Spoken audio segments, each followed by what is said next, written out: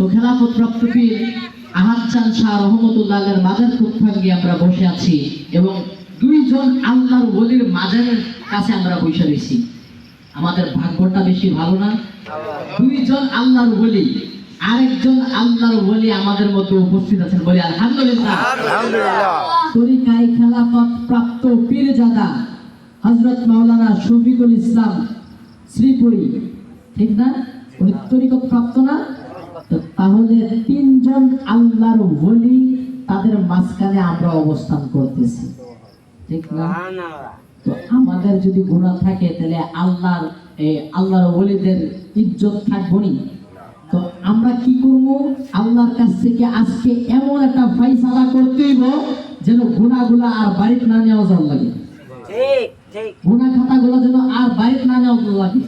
আল্লাহর ওলির দরবারে যেহেতু আইছি, গুনাহগুলো মুসল কইরা বড় যাওয়া লাগবে, ঠিক কি না? আর তার চেয়ে বড় কথা এই রইছে কি সুয়াদায় কারবালার মাস। কিসের মাস? কারবালার মাস। সামনে দিছে মিলাদুন নবীর মাস। আমার ওলিউল্লাহ আশিকি বাজান একটা গজল বলে, মুহররম মিলাদুন নবীর মাস আসিলে ইমানদার আর মুনাফিকদের পরিচয় মিলে, ঠিক কি না? আরে মুহররম মিলাদুন নবীর মাস আসিলে ইমানদার আর মুনাফিকদের পরিচয় মিলে। ওরে ইমানদাররা কারবালার মাহফিল সাজাইছে, বলো ইমানদাররা কারবালার মাহফিল সাজাইছে। আজ ইমানদারের কলিজাতে আঘাত লেগেছে, আজ ইমানদারের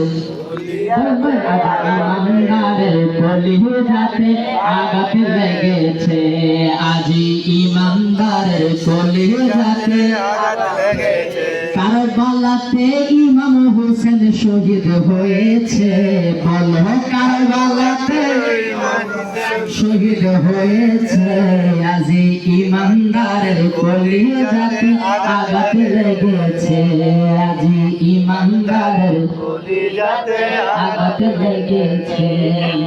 আজকে 9 মুহররম কি ঘটনা ঘটলো কারবালার জমিনে জানেননি বাবা? মুহররম মাসের 1 তারিখে কারবালার জমিনে ইমামে হুসাইন আলাইহিস সালাম হাজির হয়ে গেলেন। এমনিতে তাবু গাড়তে হইলে মাটিতে গর্ত করা লাগে কি লাগে না? মাটিতে দিত গর্ত করা লাগবে গো। কারবালার জমিনে ইমাম হুসাইন যখন মাটির মধ্যে কুব মারছে, মাটির মধ্যে কুব মারতে মাটি থেকে রক্ত বের হয়।